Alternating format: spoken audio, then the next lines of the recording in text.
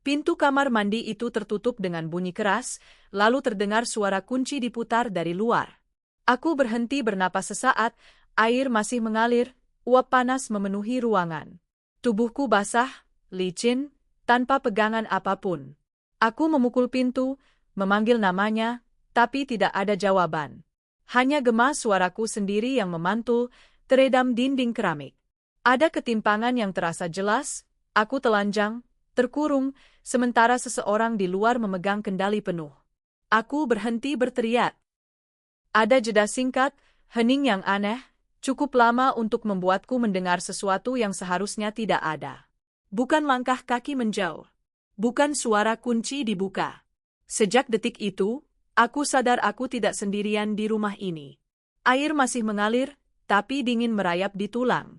Jantungku berdetak terlalu keras, lalu tiba-tiba semuanya terasa sunyi. Pernahkah kamu merasakan ketakutan yang datang justru dari orang yang paling kamu percaya? Rumah itu terasa terlalu sunyi sejak pagi. Bukan sunyi yang menenangkan, melainkan sunyi yang seperti menahan napas. Aku berdiri di dapur, menatap uap nasi yang mengepul, dan untuk pertama kalinya aku merasa rumah ini mendengarkan. Kejadian di kamar mandi semalam terus muncul di kepalaku, tapi aku berusaha menyingkirkannya. Aku mengatakan pada diri sendiri bahwa itu hanya salah paham, bahwa kunci itu mungkin macet, bahwa suamiku mungkin panik, mungkin tidak sadar apa yang ia lakukan. Penjelasan-penjelasan sederhana terasa lebih mudah ditelan daripada ketakutan yang belum punya bentuk. Aku menyusun piring dengan gerakan pelan, memastikan bunyinya tidak terlalu keras. Setiap denting kecil terasa mengganggu keheningan yang terlalu rapi. Dari ruang tengah, jam dinding berdetak teratur. Detaknya terasa lebih jelas dari biasanya, seolah setiap detik sedang dihitung. Suamiku keluar dari kamar, sudah rapi, kemeja disetrika, rambut disisir seperti biasa. Ia tersenyum singkat, senyum yang tepat, terlalu tepat. Kopi, tanyanya. Aku mengangguk. Ayah. Nada suaranya normal. Tidak ada gugup. Tidak ada rasa bersalah yang bisa kutangkap. Dan justru itu yang membuat dadaku sedikit mengencang. Aku mengamati caranya menuang air panas, caranya mengaduk gula, caranya meletakkan cangkir di depanku. Semua seperti rutinitas yang dihafal di luar kepala. Kamu kelihatan capek, katanya sambil duduk. Aku kurang tidur, jawabku. Separuh benar. Ia mengangguk, lalu membuka ponselnya. Jempolnya bergerak cepat, terlalu fokus. Ada jarak kecil yang tiba-tiba terasa di antara kami, jarak yang kemarin tidak ada. Aku mencoba mengingat apakah jarak itu memang baru, atau aku baru menyadarinya sekarang. Pagi berjalan seperti biasa. Ia berangkat kerja. Aku membereskan rumah. Cahaya matahari masuk dari jendela, menyinari lantai yang bersih. Rumah ini selalu rapi. Terlalu rapi. Tidak ada sudut yang berantakan, tidak ada barang yang diletakkan sembarangan. Dulu aku bangga dengan keteraturan ini. Sekarang, keteraturan itu terasa seperti aturan tak tertulis yang harus dipatuhi. Aku melewati kamar mandi. Pintu tertutup.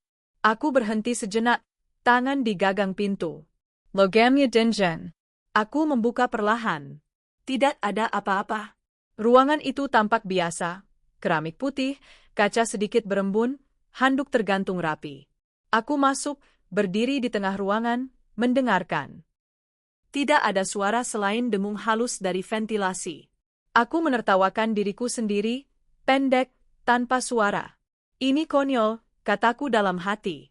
Kamu hanya terkejut semalam. Kamu panik. Itu wajar.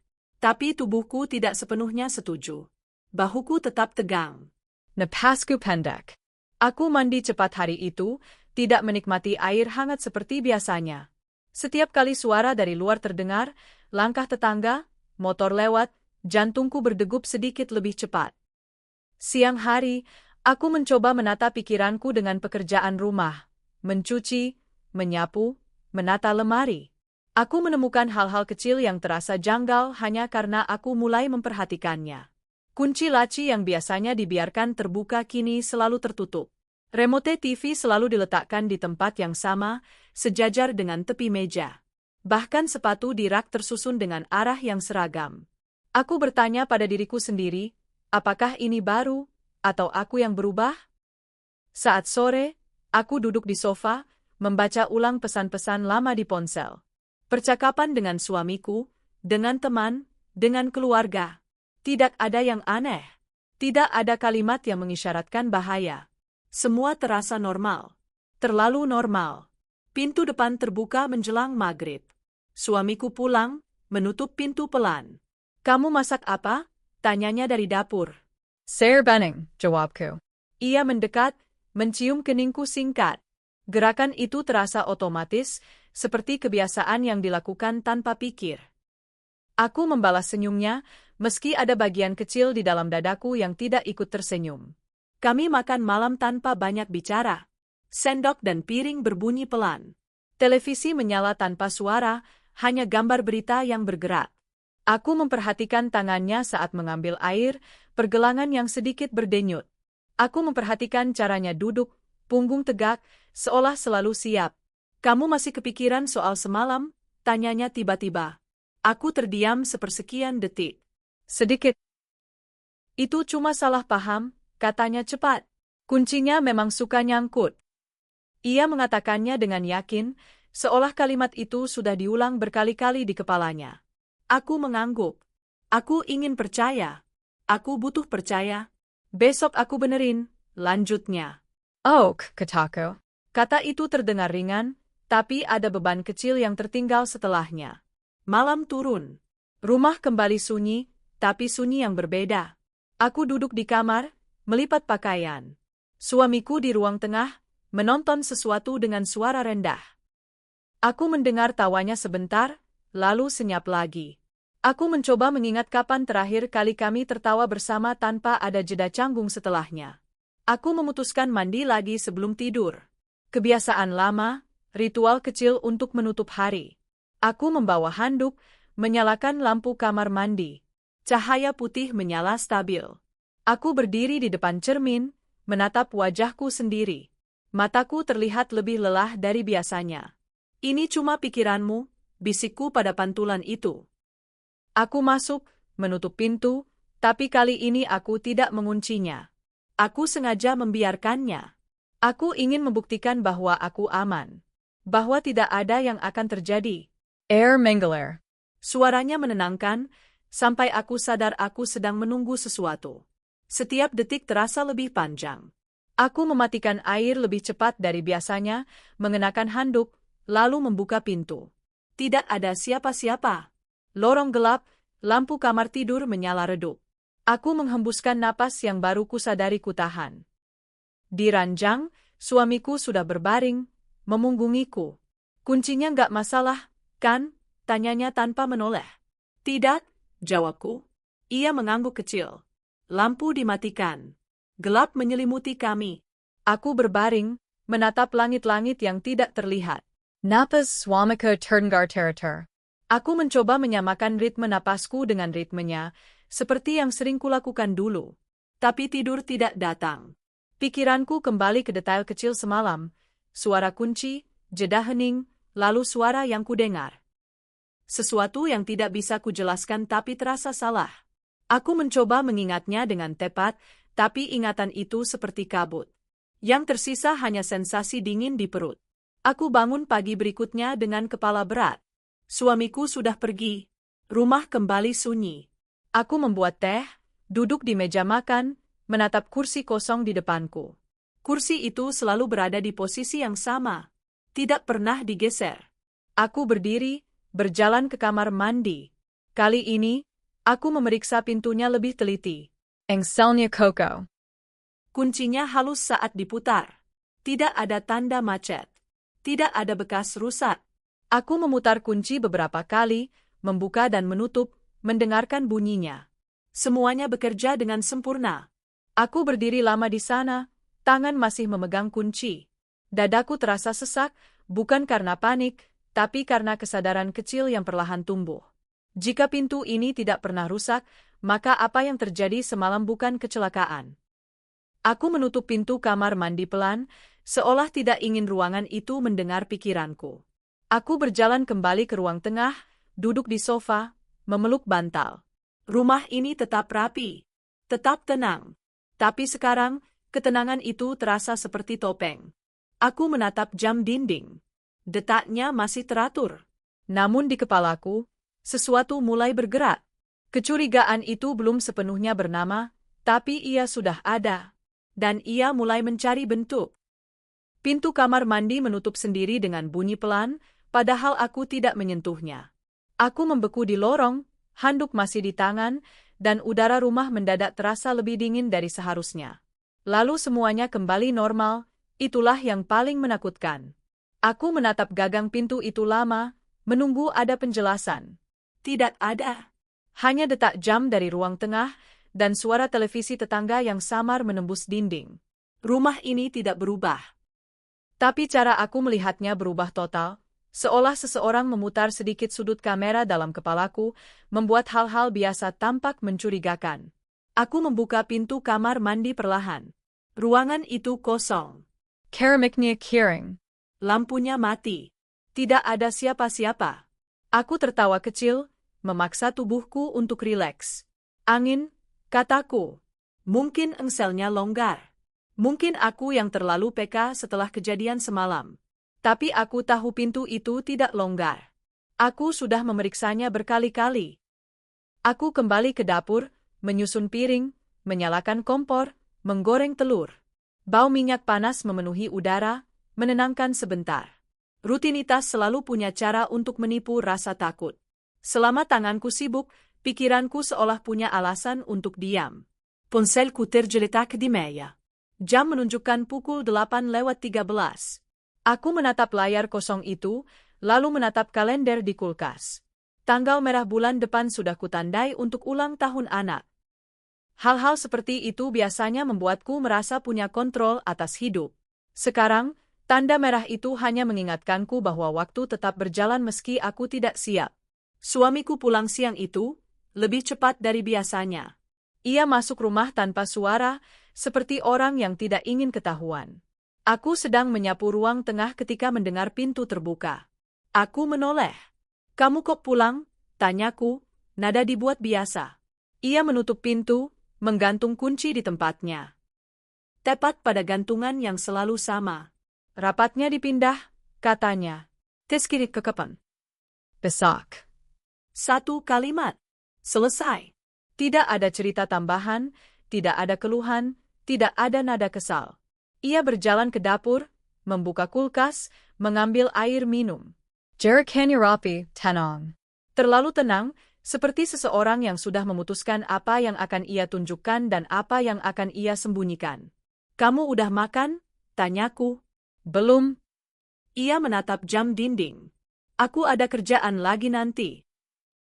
"Jadi pulang cuma sebentar?" Ayah. Aku mengangguk, menahan rasa ingin bertanya lebih jauh. Dulu aku tidak pernah menghitung jadwalnya. Ia pulang, ia pergi. Kami menjalani hari seperti dua orang dewasa yang saling percaya. Sekarang, setiap perubahan kecil terdengar seperti alarm yang tidak bersuara. Saat ia pergi lagi sore itu, aku berdiri di depan jendela, menatap mobilnya keluar pagar. Aku tidak menggerakkan tirai terlalu jauh. Aku tidak ingin terlihat seperti sedang mengawasi. Aku ingin tetap menjadi istri yang normal. Istri yang tidak curiga. Istri yang tidak menimbulkan masalah. Begitu mobilnya hilang di tikungan, aku membuka laci dapur dan mengambil buku catatan kecil yang biasanya kupakai untuk daftar belanja. Aku memutarnya, menulis di halaman belakang, halaman yang tidak pernah kubuka. Pukul 8:13 pintu kamar mandi menutup sendiri. Pukul 12:40 suami pulang, bilang rapat pindah. Pukul 15:10 pergi lagi. Tanganku menekan pena lebih keras dari seharusnya, meninggalkan bekas di halaman berikutnya. Aku berhenti, menghapus napas, lalu menutup buku. Aku merasa konyol mencatat seperti detektif murahan. Tapi ada sesuatu yang menenangkan dari tinta dan angka. Setidaknya, itu tidak bisa diputar balik oleh ingatan. Sore menjelang, anakku pulang sekolah. Ia menaruh tas di sofa, melepas sepatu sembarangan. Aku biasanya menegur. Hari itu aku tidak. Aku melihat sepatu yang tidak sejajar itu sebagai bukti kecil bahwa tidak semua hal bisa dikontrol, Dan mungkin tidak semua hal perlu dikontrol. Bu, ayah nggak di rumah? Ia bertanya. Lagi kerja lagi, jawabku. Ia mengangguk, lalu menyalakan televisi.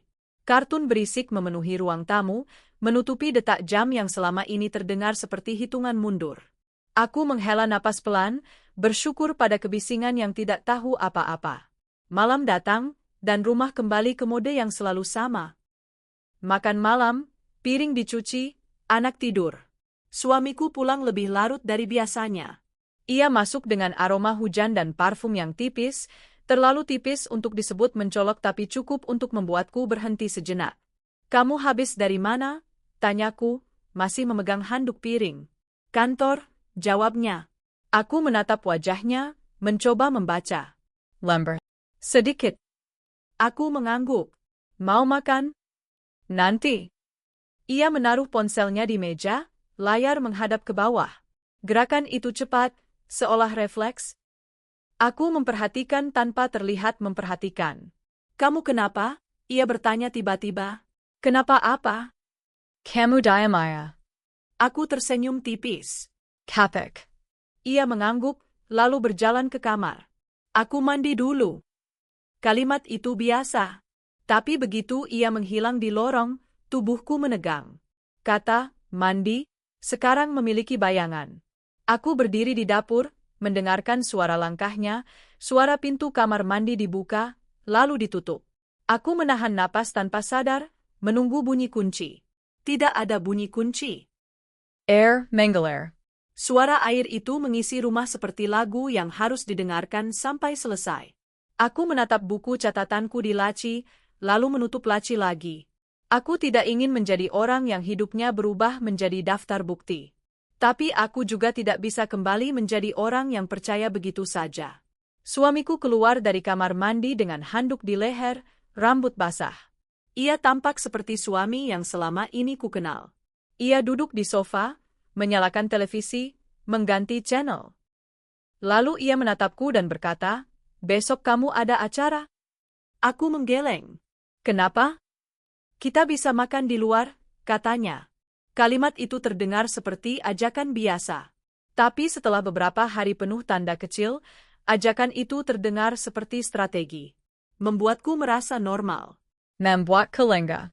Atau mungkin aku terlalu jauh menafsirkan.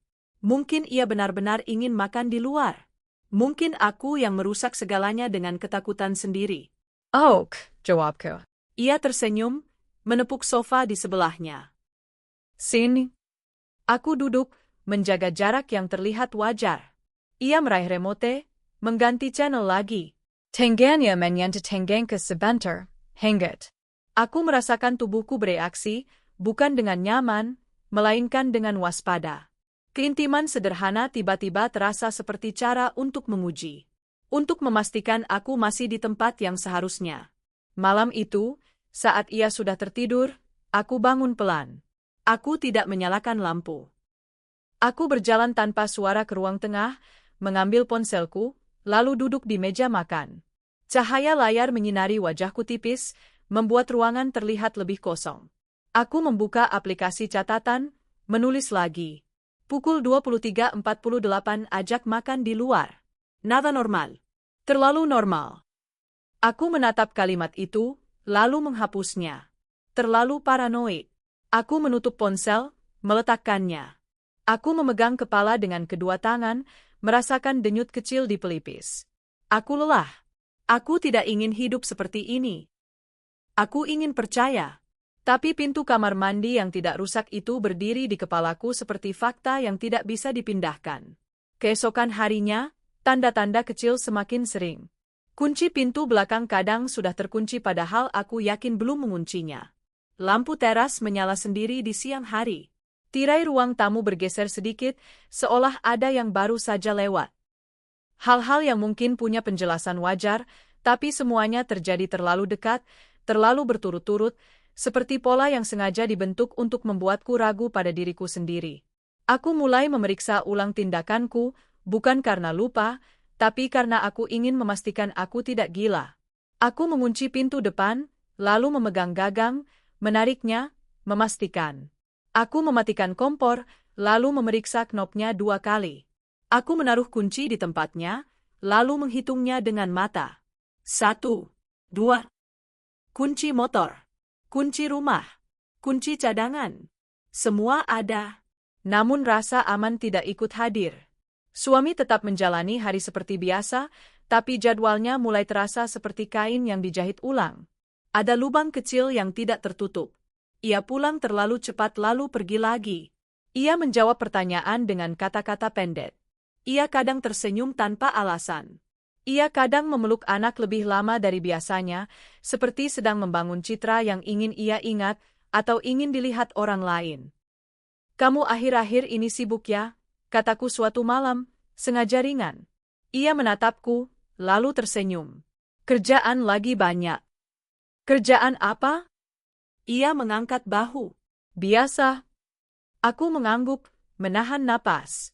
"Kamu ada masalah?" Ia tertawa kecil. "Kamu kenapa nanya begitu?" "Cuma nanya." Ia menatapku beberapa detik, lalu berkata, "Nggak ada apa-apa." Kalimat itu jatuh seperti penutup pintu. Aku tidak memaksanya terbuka, tapi aku menulisnya di kepala. Malam berikutnya aku tidak bisa tidur. Aku duduk di ruang tamu, lampu dimatikan, hanya cahaya dari luar yang masuk lewat celah tirai. Aku mendengarkan rumah. Tidak ada suara aneh. Tidak ada langkah. Tapi tubuhku tetap tegang seperti kabel yang ditarik. Lalu, dari arah kamar mandi, aku mendengar sesuatu. Bukan air. Bukan ventilasi. Bukan tikus di plafon. Bunyi pendek, seperti gesekan plastik. Lalu hening lagi. Aku bangkit pelan, berjalan mendekat. Kaki telanjangku menyentuh lantai dingin, membuat setiap langkah terasa nyata. Aku berdiri di depan pintu kamar mandi, menatapnya. Pintu itu tertutup rapat. Tidak ada cahaya dari dalam. Aku mendekatkan telinga ke pintu. Menahan napas. Menunggu. Tidak ada. Aku hampir berbalik ketika suara itu datang lagi, lebih jelas, lebih dekat. Seperti seseorang menekan tombol di dalam ruangan. Lalu, sangat pelan, ada suara lain, bukan dari pipa, bukan dari ventilasi, suara yang menyerupai bisikan yang direkam, patah-patah, seperti audio diputar dengan volume rendah. Aku membeku, telinga masih menempel di pintu, dan dada terasa seperti dihantam dari dalam. Suara itu bukan milikku, dan bukan suara suamiku yang sedang tidur. Ia seperti rekaman samar yang berasal dari balik pintu kamar mandi, seolah ruangan itu menyimpan sesuatu yang selama ini hanya menunggu aku cukup dekat untuk mendengarnya. Suara itu berhenti tepat saat aku menarik napas. Keheningan datang terlalu cepat, terlalu bersih, seolah seseorang baru saja mematikan tombol. Aku berdiri membeku di depan pintu kamar mandi, telingaku masih menempel pada kayu yang dingin. Beberapa detik berlalu tanpa apapun. Lalu aku mundur satu langkah, pelan, seperti takut lantai akan berderit dan memberitahu keberadaanku. Jantungku berdetak keras di dada, tapi rumah tetap diam. Tidak ada langkah kaki. Tidak ada pintu dibuka. Tidak ada suara televisi. Hanya detak jam dari ruang tengah, kini terdengar seperti ketukan yang salah irama. Aku kembali ke kamar tidur dengan langkah terukur, berusaha mengingat bagaimana caranya berjalan normal. Suamiku masih terlelap, punggungnya menghadapku. Nafasnya teratur, dalam. Pemandangan yang seharusnya menenangkan. Tapi malam itu, napas itu terdengar seperti suara orang asing yang terlalu dekat. Aku duduk di tepi ranjang, menatap wajahnya dalam gelap.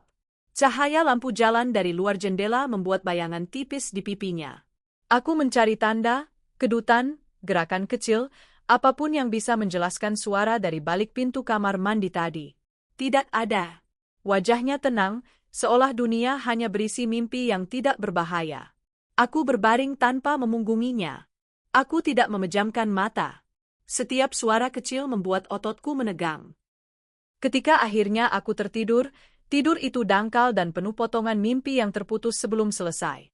Pagi datang dengan kepala berat dan tenggorokan kering. Aku bangun lebih dulu, keluar kamar tanpa menoleh ke belakang. Di dapur, aku menyalakan lampu, merebus air, menyeduh teh. Uap tipis naik, mengaburkan pandanganku sejenak. Aku menyambut kabut kecil itu, karena untuk beberapa detik aku tidak perlu melihat sekeliling dengan jelas.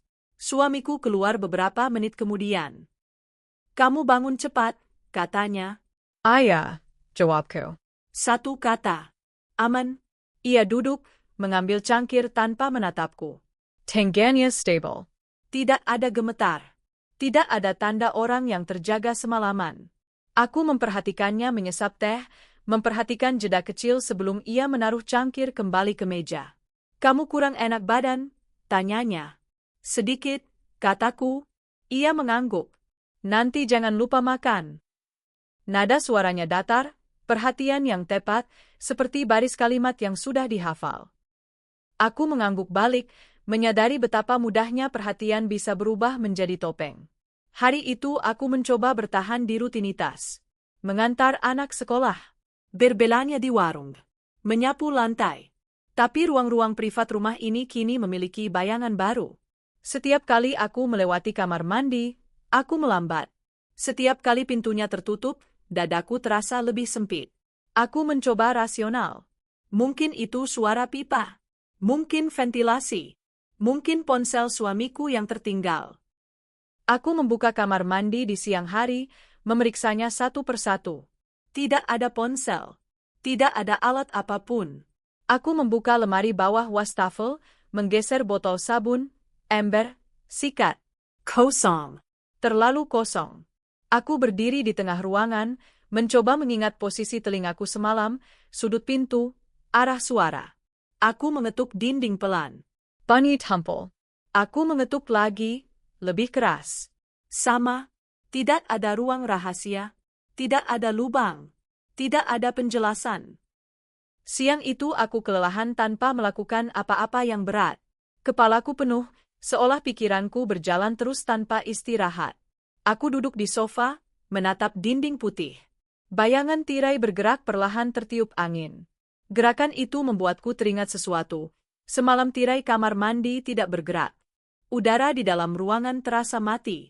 Ketika anak pulang sekolah, aku memeluknya lebih lama dari biasanya.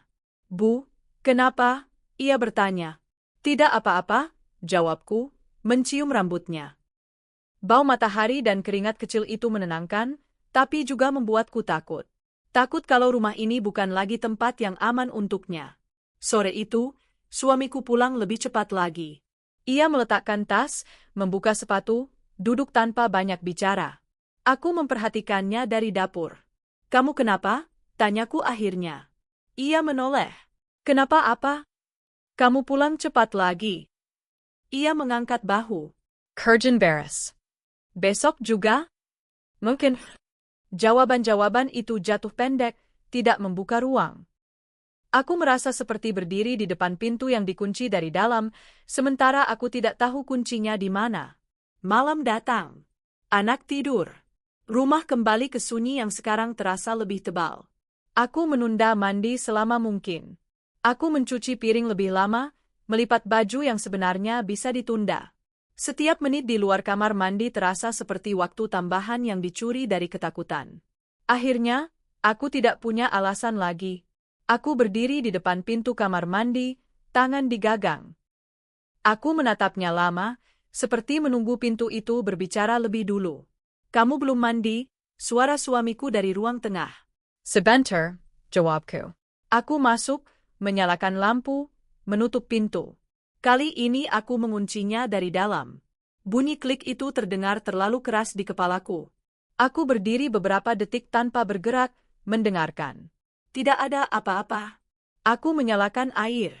Suaranya mengisi ruangan, menutupi pikiranku sebentar. Aku mandi cepat, tidak menikmati air hangat. Setiap detik terasa seperti hitungan mundur. Ketika aku mematikan air, aku mendengar sesuatu dari luar. Bukan suara langkah. Lebih seperti gerakan kecil di dekat pintu. Aku menahan napas. "Mas, pejukupela." Tidak ada jawaban. Aku meraih handuk, membungkus tubuhku. Aku mendekat ke pintu, menempelkan telinga. Sunyi. Aku meraih gagang pintu, mencoba memutarnya. Tidak bergerak. Aku mencoba lagi, lebih kuat, tetap tidak bergerak. Kunci dari dalam masih di posisi terbuka, tapi pintu tidak mau terbuka. Ada tekanan dari luar. Mas, suaraku lebih keras. Aku mendengar bunyi logam. Bunyi yang sangat kukenal. Kunci diputar. Dari luar. Darahku terasa turun ke kaki. Aku memukul pintu dengan telapak tangan. Mas, buka. Tidak ada jawaban. Tidak ada suara menjauh. Hanya hening yang padat, seperti seseorang berdiri tepat di balik pintu, menahan napas. Aku memukul lagi, kali ini lebih keras. Mas. Aku berhenti. Ada jeda kecil. Lalu suara itu datang lagi. Bukan suara kunci. Bukan suara langkah. Suara itu seperti sebelumnya, rekaman samar, patah-patah, seolah diputar dari jarak dekat. Aku tidak bisa menangkap kata-katanya dengan jelas, tapi aku tahu satu hal dengan pasti, suara itu bukan berasal dari dalam kepalaku.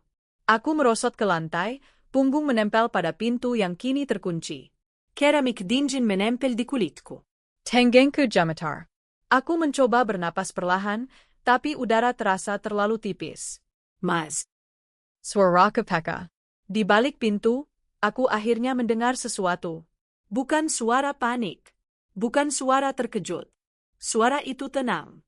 Tunggu, katanya singkat. Satu kata. Tidak tergesa. Tidak panik. Kata yang diucapkan oleh seseorang yang memegang kendali. Aku menutup mata. Segala alasan yang selama ini kupakai runtuh bersamaan. Ini bukan salah paham. Ini bukan kunci macet. Ini bukan kebetulan. Ini pilihan. Aku berdiri lagi, menempelkan tangan ke pintu, merasakan getaran halus dari sisi lain. Seseorang benar-benar ada di sana. Kenapa? Tanyaku, suaraku hampir tidak terdengar. Tidak ada jawaban. Waktu berjalan aneh di ruangan itu. Bisa jadi hanya beberapa detik, bisa jadi lebih lama. Aku tidak tahu. Yang aku tahu, rasa aman yang selama ini kupegang hancur di antara detak jantungku. Akhirnya, bunyi kunci diputar kembali. Pintu terbuka sedikit. Cahaya dari luar masuk seperti pisau tipis. Suamiku berdiri di sana. Wajahnya datar. Tidak marah. Tidak bingung. Tidak tergesa. Kamu panik, katanya pelan. Aku cuma mau kamu tenang. Aku menatapnya, air masih menetes dari rambutku, tubuhku gemetar bukan karena dingin. Aku ingin berteriak. Aku ingin mendorongnya. Tapi yang keluar hanya satu pikiran yang kini terasa jelas, dingin, dan tak bisa ditarik kembali. Ia melakukannya dengan sengaja. Ia menutup pintu kamar mandi kembali, tidak sampai terkunci, lalu menatapku sejenak sebelum berbalik pergi. Langkahnya menja, tenang, teraker. Aku berdiri sendirian di ruangan itu, pintu setengah terbuka, air menetes ke lantai, dan dunia yang kukenal baru saja runtuh tanpa suara.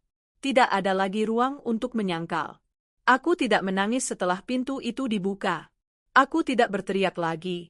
Yang tersisa hanya rasa dingin yang menetap di dada, seperti keputusan yang akhirnya dibuat tanpa suara. Pagi berikutnya, aku bangun dengan cara yang berbeda. Tubuhku masih lelah, tapi pikiranku tajam. Seperti ada bagian dalam diriku yang selama ini lunak, yang selalu mencari alasan baik untuk semua hal, akhirnya mengeras. Aku melihat suamiku tidur di sampingku, wajahnya tenang, napasnya teratur, dan aku sadar, ketenangan itu bukan damai. Itu kontrol. Aku turun ke dapur sebelum matahari benar-benar naik. Lampu kecil menyala.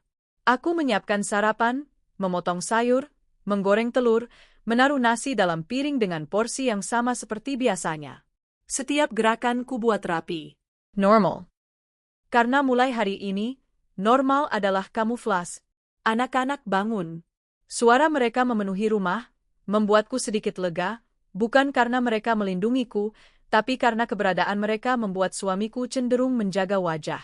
Di depan anak, ia selalu menjadi pria yang sabar, ayah yang hangat. Peran itu akan jadi pagar tipis untukku, setidaknya sementara. Suamiku keluar kamar, menatap meja makan, lalu menatapku. Ada senyum singkat. Kamu udah mendingan? Tanyanya. Aku mengangguk. Ayah. Semalam aku terlalu panik. Aku mengucapkannya dengan suara datar, tidak terlalu cepat, tidak terlalu lambat. Aku mengakui kesalahan yang tidak kulakukan, karena aku butuh ia percaya bahwa aku menelan ceritanya. Ia menatapku beberapa detik, lalu mengangguk kecil, seolah memeriksa sesuatu di dalam dirinya sendiri. Bagus, katanya. Kamu jangan kebanyakan mikir. Aku tersenyum tipis. Ayah. Di dalam kepalaku, kalimat itu berubah menjadi satu garis aturan, jangan ketahuan berpikir. Ketika ia pergi kerja, aku mengantar anak ke sekolah seperti biasa. Aku tersenyum pada satpam, menyapa ibu-ibu lain, menjawab pertanyaan kecil tentang PR dan seragam.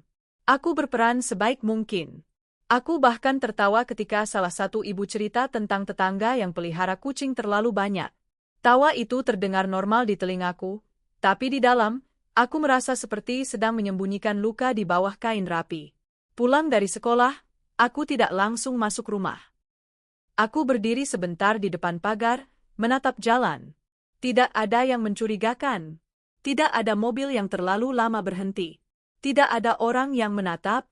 Namun aku tetap merasa dilihat, bukan oleh mata, melainkan oleh pola. Oleh kebiasaan yang sudah dipelajari seseorang tentang hidupku. Aku masuk, mengunci pintu, lalu mulai bekerja, bukan pekerjaan rumah, tapi pekerjaan bertahan. Aku membuka laci-laci pelan, memeriksa tempat-tempat yang jarang kubuka.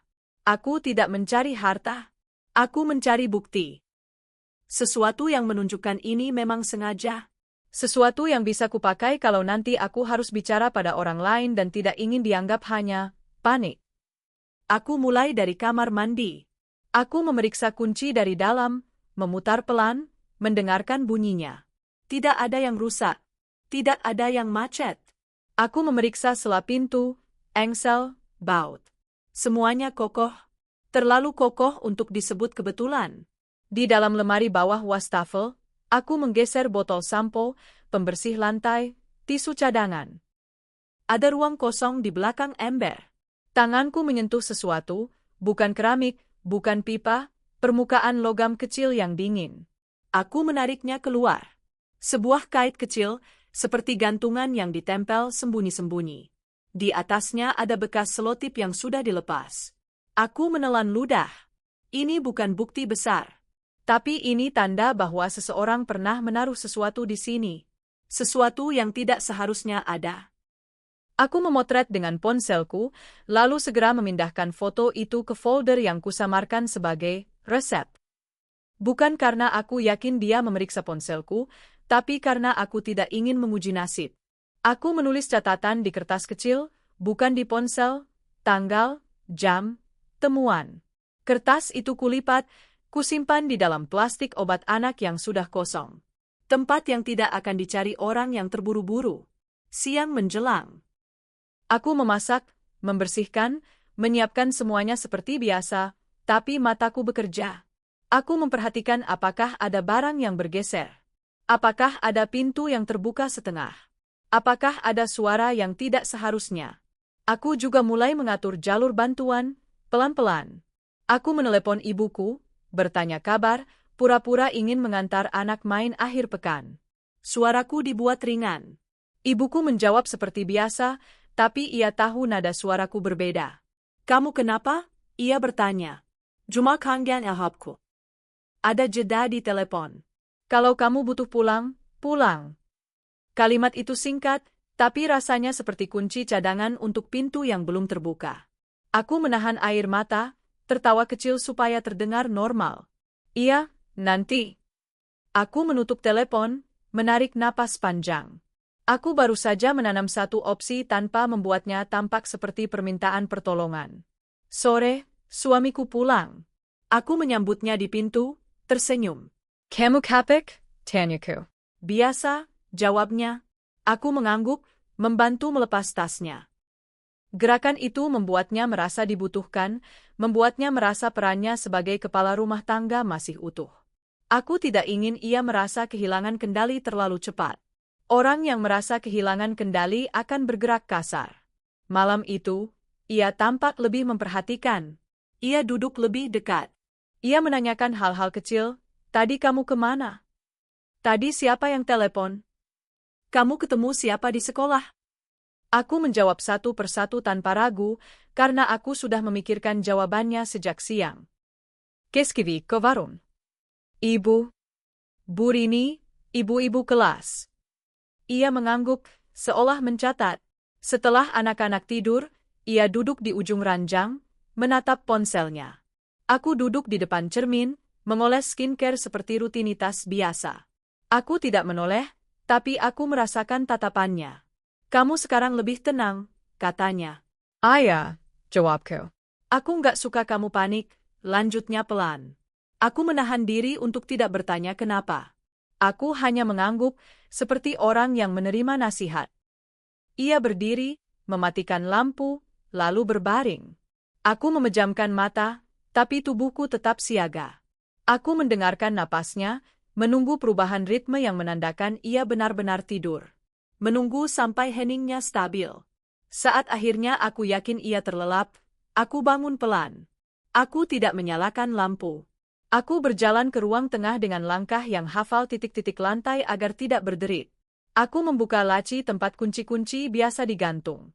Ada kunci motor, kunci pagar, kunci rumah. Semuanya rapi. Aku menatap gantungan kunci itu lama. Aku ingat ia selalu menggantungnya di tempat yang sama. Terlalu rapi. Terlalu teratur.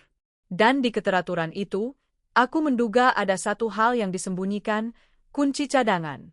Aku memeriksa kotak kecil tempat ia menyimpan baut-baut dan obeng. Tidak ada. Aku memeriksa laci meja TV. Tidak ada. Aku memeriksa rak sepatu. Tidak ada. Aku mulai merasa putus asa, tapi aku menahan. Putus asa membuat tangan kasar, membuat suara. Aku berjongkok di dekat lemari kecil di lorong, lemari yang jarang kubuka, tempat menyimpan alat kebersihan. Saat aku menariknya, aku mencium bau kapur barus dan sabun. Aku menggeser botol pembersih, kain lap, dan di belakangnya ada satu kotak plastik bening yang tidak pernah kulihat sebelumnya. Kotak itu kecil, tertutup rapat. Aku membukanya pelan. Di dalamnya ada kunci. Bukan satu, dua. Kunci dengan bentuk yang sangat kukenal, kunci kamar mandi, dan kunci pintu kamar tidur. Aku menatapnya beberapa detik tanpa bergerak. Seolah kalau aku berkedip, benda itu akan hilang. Jantungku berdetak keras, tapi anehnya aku tidak panik. Aku merasakan sesuatu yang lebih gelap, kepastian. Kunci cadangan itu tidak seharusnya ada di sini tanpa sepengetahuanku. Ia sengaja menyimpannya. Ia sengaja ingin punya akses ketika aku tidak punya. Aku mengambilnya, memegangnya di telapak tangan. Logam Dingen. Barrett Nyaniara. Bukti yang bisa disentuh. Aku ingin berteriak.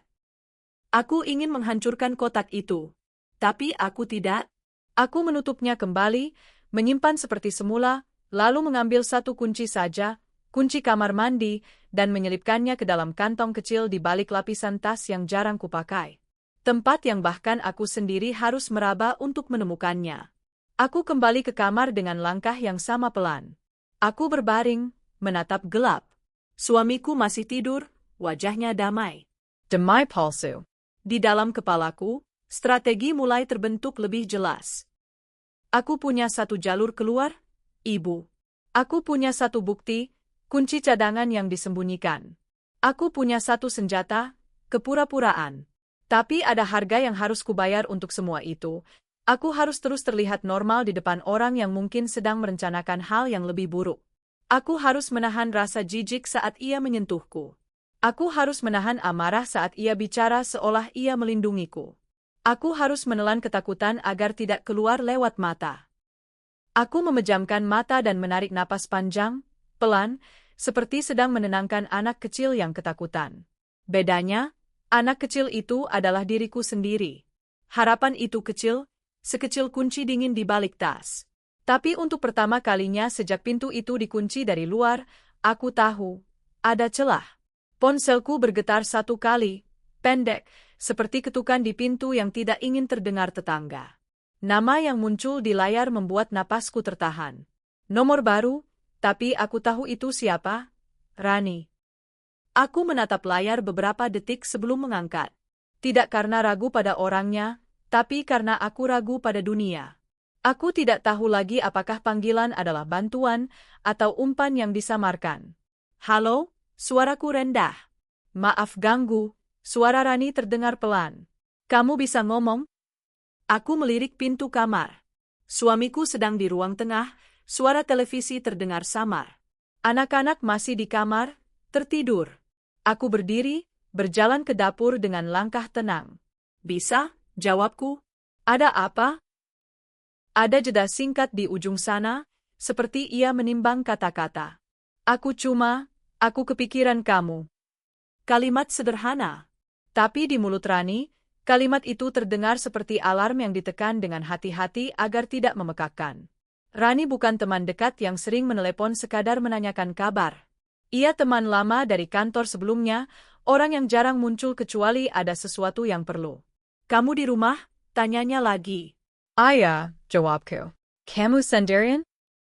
Aku menatap wastafel, menahan dorongan untuk melihat ke arah lorong. Tidak. Suami di rumah. Henning. Lalu Rani berkata, lebih pelan, aku nggak mau kamu salah paham. Tapi, aku pernah dengar nama suamimu disebut di tempat yang nggak enak. Kata, nggak enak, menggantung di udara seperti asap. Aku memegang ponsel lebih kuat. Maksud kamu? Aku kerja di bagian compliance sekarang, katanya. Kadang ada laporan-laporan aneh. Ada orang yang punya pola. Aku menelan ludah. Pola apa? Rani menarik napas panjang, seperti menahan sesuatu terlalu lama. Perempuan yang mengadu soal dikontrol. Di rumah. Yang awalnya dianggap drama. Aku memejamkan mata. Kepala terasa ringan, bukan lega, tapi seperti darah ditarik turun. Kamu yakin itu dia? Aku belum yakin, jawabnya cepat. Makanya aku nelepon. Aku cuma mau tanya, kamu baik-baik aja? Aku memaksa suaraku stabil. Aku baik. Kebohongan itu keluar otomatis. Kebohongan defensif yang sekarang sudah menjadi bagian dari strategiku. Tapi di sisi lain, ada bagian dalam diriku yang ingin merobek kebohongan itu dan memuntahkan semuanya. Aku menahan. Aku tidak tahu apakah Rani benar-benar aman untuk dipercaya, atau hanya pintu lain yang bisa mengurungku. Rani diam beberapa detik. Lalu ia berkata, kalau kamu bilang, baik-baik, aku tetap harus nanya satu hal. Apa? Kamu pernah dikunci dari luar. Aku membeku. Seolah kata-kata itu menekan tombol di dalam tubuhku dan semua memori kembali sekaligus. Bunyi kunci, air yang mengalir, tangan yang memukul pintu, suaranya yang tenang di balik kayu. Aku tidak menjawab, dan mungkin itulah jawabannya. Aku nggak minta kamu cerita panjang, lanjut Rani. Cuma bilang iya atau tidak. Aku menatap lantai keramik dapur. Ayah, ketakapelan. Hening di ujung sana. Lalu Rani menghela napas, seperti seseorang yang baru mendengar sesuatu yang ia sudah takutkan. Oke, katanya. Dengerin aku. Jangan panik. Kamu punya orang yang bisa kamu hubungi? Aku menelan ludah. Ibuku. Bagus. Kamu punya bukti? Aku teringat kunci dingin di balik tas. Aku teringat kait kecil di bawah wastafel. Aku teringat catatan kertas yang kusimpan di plastik obat kosong. Ada sedikit. Rani berkata cepat, kita bisa ketemu. Di tempat ramai. Kamu jangan bawa ponsel yang biasa kamu pakai. Aku menatap pintu dapur, mendengar suara televisi dari ruang tengah berubah channel. Suamiku masih di sana. Aku nggak bisa keluar sembarangan. Kamu bisa bikin alasan, kata Rani. Belanja, antar anak, apa aja. Tapi jangan sendirian. Pilih waktu yang aman. Aku menahan napas. Kenapa kamu bantu aku? Pertanyaan itu keluar sebelum sempat kutahan. Karena di titik ini, bantuan pun terasa seperti ancaman baru. Rani diam sejenak. Aku dulu mikir orang-orang yang ngadu itu lebay, katanya pelan. Sampai ada satu kasus, dan aku terlambat. Aku nggak mau terlambat lagi. Kalimat itu membuat dadaku bergetar. Ada beban di dalam suaranya. Trauma kecil yang tidak ia ceritakan, tapi cukup untuk membuatku mengerti. Ia pernah menyaksikan sesuatu buruk terjadi, dan itu masih menggantung di dirinya. Kita ketemu besok, katanya.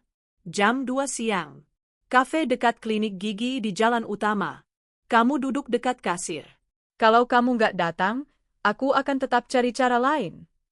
Aku ingin bertanya, cara lain, seperti apa, tapi aku takut memperpanjang telepon. Aku sudah terlalu lama di dapur. Oh, jawabku. Dan satu lagi, Rani menambahkan. Kalau kamu merasa dia mulai curiga, kamu kabur dulu. Jangan tunggu. Panggilan putus.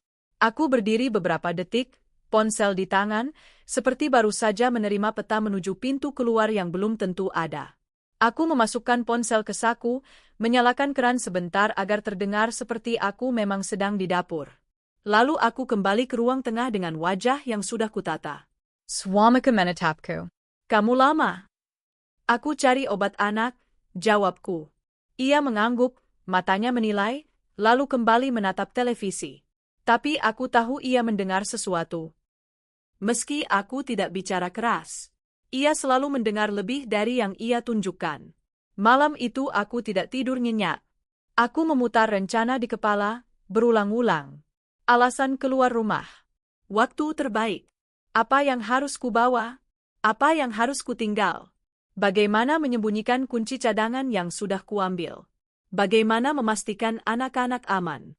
Pagi, aku bertingkah normal. Aku membuat sarapan, menyetrika seragam anak, menanyakan Per, tertawa kecil saat anak bungsu menumpahkan susu. Suamiku tampak lebih hangat dari biasanya. Ia mengantar anak ke sekolah sendiri, sesuatu yang jarang ia lakukan.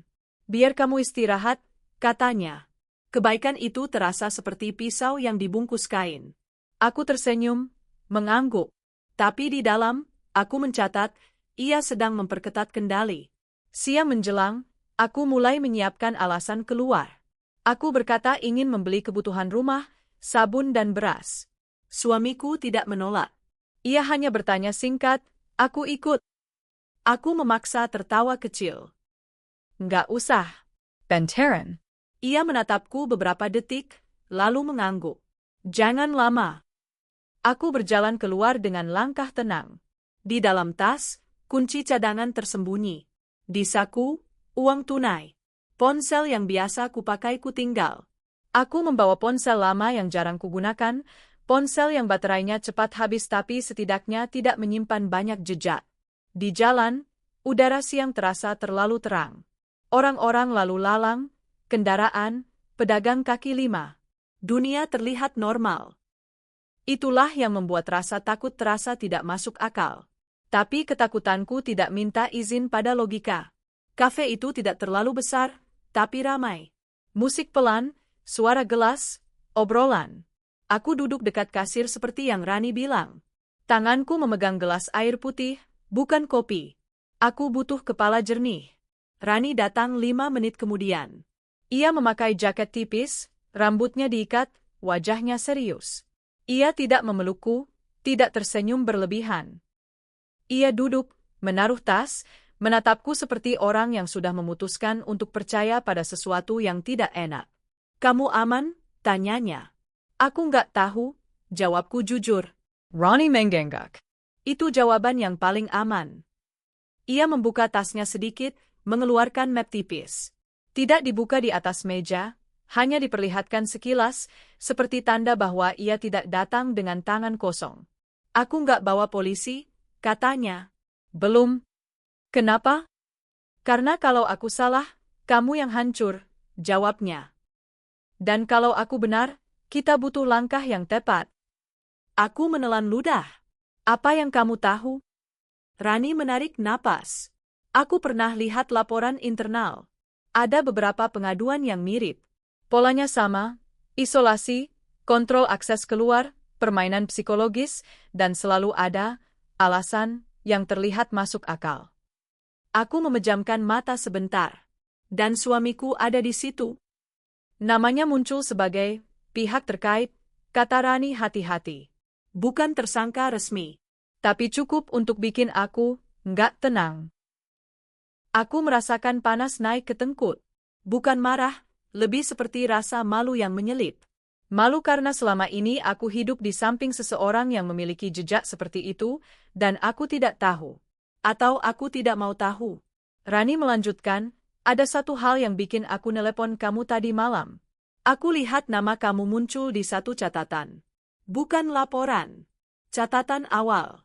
Seperti seseorang menulis, istri mulai resah. Dunia seperti berhenti sebentar. Mereka nulis tentang aku. Ronnie mengangguk. Itu sebabnya kita harus cepat. Aku menatap sekeliling kafe. Orang-orang tertawa, mengetik, memesan minuman. Tidak ada yang melihat kami. Tapi tiba-tiba aku merasa semua mata bisa saja melihat. Apa yang harus aku lakukan? Tanyaku. Rani mencondongkan badan sedikit. Kamu simpan bukti. Apa pun? Foto, catatan, kunci cadangan, apapun yang menunjukkan ini disengaja. Kedua, kamu siapkan jalur keluar, rumah ibu, saudara, siapapun. Ketiga, kamu jangan konfrontasi sendirian. Aku mengangguk, tapi di dalam ada rasa getir. Aku sudah sendirian terlalu lama. Rani menatapku lebih tajam. Dia pernah mengulangi. Aku menelan ludah. Ayah. Ronnie menggila napas. Oak. Kamu tahu ini bukan kecelakaan. Aku menatap gelas air putihku. Permukaannya bergetar sedikit karena tanganku tidak sepenuhnya stabil. Kenapa dia melakukan ini? Rani diam beberapa detik. Motifnya bisa macam-macam. Tapi dari yang aku lihat, ini bukan sekadar kontrol rumah tangga. Ini, seperti latihan. Seperti pola. Seperti dia menikmati membuat orang ragu pada dirinya sendiri. Kalimat itu membuat perutku mual. Aku teringat caranya berkata, kamu panik, dengan nada tenang. Seolah perasaan aku adalah kesalahan yang harus diperbaiki. Rani merogoh mapnya lagi, mengeluarkan satu lembar fotokopi yang dilipat kecil. Ia tidak memberikannya langsung. Ia menahannya di antara dua jari, lalu berkata pelan, aku cuma bisa tunjukkan ini sebentar. Aku mencondongkan badan, melihat sekilas. Ada nama. Ada tanggal. Ada catatan singkat, kunci luar kamar mandi, metode efektif. Ada inisial yang bukan namaku. Aku menatap Rani, napasku tertahan. Ini? Ya, katanya. Ini bukti bahwa kamu bukan yang pertama. Aku merasakan tubuhku dingin dari dalam. Segalanya tiba-tiba punya skala yang lebih besar dari yang bisa kutanggung sendirian. Ini bukan hanya tentang aku dan suami. Ini tentang pola. Tentang orang lain yang mungkin sudah jatuh duluan. Rani melipat kertas itu kembali, memasukkannya ke map. Aku nggak bisa kasih ini sekarang, katanya. Tapi aku bisa bantu kamu mendapat salinan legal kalau kita bergerak dengan benar. Aku mengangguk, suara serak. Kalau dia tahu aku ketemu kamu. Kamu bilang apa? Tanya Rani cepat. Aku berpikir. Belanja. Ronnie mengangguk. Oak. Pulang normal. Jangan berubah drastis. Malam ini kamu kirim aku satu pesan. Aman atau bahaya. Kalau bahaya, kamu keluar dulu. Jangan tunggu. Aku menatapnya lama, mencoba memutuskan apakah aku bisa mempercayai ini. Tapi pada saat yang sama, aku sadar, aku sudah tidak punya kemewahan untuk menunggu sampai yakin. Aku berdiri, mengangguk, dan kami berpisah seperti dua orang yang hanya bertemu minum sebentar. Tidak ada pelukan. Tidak ada janji manis. Hanya pertukaran pandang yang berat. Di perjalanan pulang, setiap motor yang mendekat membuatku ingin menoleh. Setiap mobil yang berhenti di pinggir jalan membuatku ingin mempercepat langkah. Aku memaksa diri berjalan normal, menahan napas, menahan getar di tangan. Aku masuk rumah dengan senyum kecil. Aku beli beras, kataku sambil mengangkat kantong plastik. Suamiku menatap kantong itu, lalu menatap wajahku. Kamu lama? Antri, jawabku. Ia mengangguk, tapi matanya tidak segera berpaling. Ada hening kecil, lalu ia berkata, kamu ketemu siapa? Pertanyaan itu jatuh pelan, tapi menancap. Aku tersenyum tipis. Nggak ketemu siapa-siapa. Ia mendekat, meraih kantong plastik, membantuku membawanya ke dapur. Jerikanya lembut, nyaris manis. Tapi aku merasakan sesuatu di baliknya, pengawasan yang halus. Malam itu, saat ia mandi, aku duduk di ruang tengah, menatap pintu kamar mandi dari jauh. Aku mendengar air mengalir, mendengar bunyi botol sampo dibuka. Semua terdengar normal. Namun aku tidak lagi percaya pada normal. Ketika ia keluar, ia menatapku dengan senyum singkat. Kamu kelihatan lebih tenang. Aku mengangguk. Ayah. Aku menunggu sampai ia tertidur. Lalu aku mengambil ponsel lama, menulis pesan ke Rani, aman. Aku menatap kata itu sebelum mengirim. Aman. Kata yang terasa seperti lelucon. Tapi aku tetap mengirim, karena itu sinyal bahwa aku masih hidup, masih bisa bergerak. Beberapa menit setelah pesan terkirim, ponselku bergetar lagi.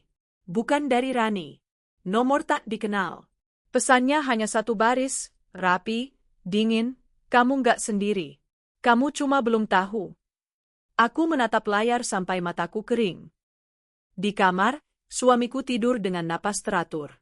Dan di dalam kepalaku, kalimat Rani berputar pelan, semakin berat, aku bukan yang pertama. Konfrontasi tidak bisa dihindari. Pesan itu tidak pernah kubalas. Aku membiarkannya tinggal di layar beberapa detik, lalu kupadamkan, bukan karena aku berani, tapi karena aku paham. Setiap reaksi adalah hadiah. Malam itu aku tidur di samping suamiku seperti biasa, tapi dalam kepalaku aku sudah tidak lagi tinggal di rumah yang sama. Pagi datang dengan cahaya tipis dan suara sendok di dapur. Aku menyiapkan sarapan, menyiapkan bekal anak, menyiapkan wajah yang normal. Suamiku duduk di meja makan sambil membaca berita di ponselnya. Anak-anak berceloteh tentang sekolah. Semua tampak seperti keluarga, jika dilihat dari jauh. Tapi dari dekat, setiap detik terasa seperti permainan yang salah langkahnya bisa membuat pintu terkunci lagi, atau lebih dari itu. Aku menunggu momen di mana rumah cukup kosong untuk aku bergerak, tapi tidak terlalu kosong sampai ia bebas melakukan apapun tanpa saksi. Itu berarti aku harus memanfaatkan waktu yang paling berbahaya, saat ia merasa nyaman. Rani mengirim pesan singkat pagi itu, aku siap. Kapanpun.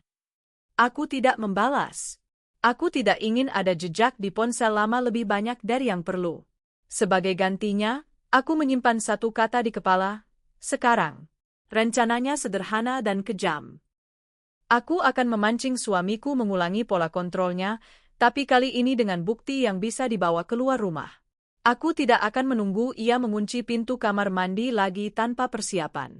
Aku akan membuatnya percaya aku kembali rapuh, kembali bisa diatur, supaya ia menunjukkan tangannya sendiri. Aku mulai dari hal kecil, aku pura-pura lupa. Aku sengaja meninggalkan kunci kamar mandi di tempat yang salah, di atas meja TV. Aku sengaja menanyakan hal yang sama 2 kali, seolah pikiranku kacau. Aku sengaja terlihat lebih mudah terkejut saat pintu dapur tertutup karena angin. Hal-hal yang membuatnya merasa aku masih panik, seperti yang ia klaim. Suamiku memperhatikan, tapi ia tidak menegur langsung. Ia jenis yang menunggu. Menunggu sampai ia yakin aku kembali di posisi bawah. Menunggu sampai kontrol terasa aman digunakan. Siang hari, aku membuat alasan untuk mengajak anak bermain ke rumah ibu, seperti rencana yang sudah kutanam. Aku berkata, biar mereka ketemu nenek. Suamiku mengenggak. Ia bahkan menawarkan mengantar. Itu masalah. Jika ia ikut, aku kehilangan ruang. Jika aku menolak terlalu tegas, ia curiga. Aku memilih jawaban yang terdengar logis. Nggak usah, kamu capek. Aku aja. Ia menatapku beberapa detik, lalu mengangguk, tapi matanya tidak sepenuhnya pergi dari wajahku. Jangan lama-lama di jalan, katanya. Aku mengangguk. Ayah. Aku mengantar anak ke rumah ibu, menahan diri agar tidak terlihat terburu-buru. Di sana, aku tersenyum pada ibu, mencium tangannya, berbicara tentang hal-hal remeh. Tapi ketika anak-anak sudah masuk menonton televisi, aku menatap ibu, dan untuk pertama kalinya aku tidak punya tenaga untuk menutupi semuanya. Ada yang salah, bisikku? Ibu tidak bertanya panjang. Ia hanya menatapku lama, lalu berkata, kamu tinggal di sini kalau perlu. Kalimat itu menguatkan, tapi juga menakutkan. Karena jika aku tinggal, berarti aku mengakui rumahku sendiri bukan lagi rumah. Aku mengangguk pelan, menyimpan opsi itu seperti kunci cadangan di dalam dada. Aku kembali pulang sendirian. Rumah lebih sunyi tanpa suara anak, dan sunyi itu membuat setiap detail terdengar lebih jelas. Suamiku ada di ruang tengah, laptop di meja, ponsel di samping, seperti ia sedang bekerja. Ia menatapku, tersenyum kecil. "Cepat," katanya. "Anak-anak sama ibu," jawabku. "Aku mau balik lagi nanti." Ia mengangguk, tapi senyumnya tidak sampai ke mata. "Kamu baik-baik?" Aku pura-pura ragu. "Aku nggak tahu." Kalimat itu sengaja. Itu umpan. Suamiku menutup laptop perlahan, berdiri, lalu mendekat. Tangganya menyentuhku lambat. "Kamu terlalu tegang," katanya. "Kamu perlu tenang." Aku menunduk, membiarkan bahuku sedikit gemetar, seolah aku sedang berusaha menahan tangis. Di dalam, aku sedang menghitung. Menghitung jarak ke pintu. Menghitung posisi ponsel. Menghitung apakah kamera rumah, kalau ada, mengarah ke sini. "Aku takut," kataku pelan. Ia menghela napas, seperti seseorang yang akhirnya menemukan pintu masuk. "Takut apa?" Aku mengangkat bahu. Aku ngerasa, rumah ini aneh. Ia menatapku lama. "Rumah ini aman," katanya. "Kalau kamu ikut aturan." Aturan. Kata itu keluar begitu saja dari mulutnya, tanpa sadar. Dan kata itu menusuk lebih tajam dari ancaman langsung, karena ia membuktikan sesuatu. Ia tidak melihat ini sebagai kesalahpahaman. Ia melihat ini sebagai sistem. Aku menelan ludah, menahan reaksi. "Aturan apa?" Ia tersenyum tipis. "Jangan kebanyakan dengar suara di kepala kamu." Aku mengangguk, pura-pura setuju. Di dalam, kemarahan naik seperti api kecil yang disiram bensin. Tapi aku menekannya. Api yang terlihat akan dipadamkan. Aku butuh api itu tetap di bawah, untuk mendorongku bergerak. Aku berkata pelan, "Aku mau mandi." Aku melihat perubahan kecil di matanya. Seperti sesuatu menyala sebentar, bukan gairah, bukan cinta, melainkan kesempatan. Ia mengangguk. "Ja." Aku berjalan ke kamar mandi. Di bawah pakaian, di pinggang celana, aku menyelipkan ponsel lama dalam kantong kain kecil yang sudah kususun sejak pagi. Aku tidak ingin meninggalkannya di luar. Aku butuh bukti jika pintu terkunci lagi. Aku masuk, menutup pintu, dan kali ini aku tidak mengunci dari dalam. Aku ingin ia bisa mengunci dari luar dengan mudah, tanpa curiga. Aku menyalakan air, membiarkannya mengalir, lalu berdiri di dekat pintu, menahan napas. Detik berlalu. 5, 10, 20. Lalu bunyi itu datang. Bunyi kunci diputar dari luar. Tubuhku menggigil, tapi pikiranku tetap lurus. Aku menempelkan telinga ke pintu, mendengarkan. Tidak ada langkah menjauh. Ada jeda hening yang sangat khas, jeda yang sebelumnya membuatku panik, sekarang justru mengonfirmasi pola. Aku memukul pintu pelan, bukan keras. Aku tidak ingin terdengar seperti korban yang melawan. Aku ingin terdengar seperti perempuan yang rapuh, yang mudah diatur.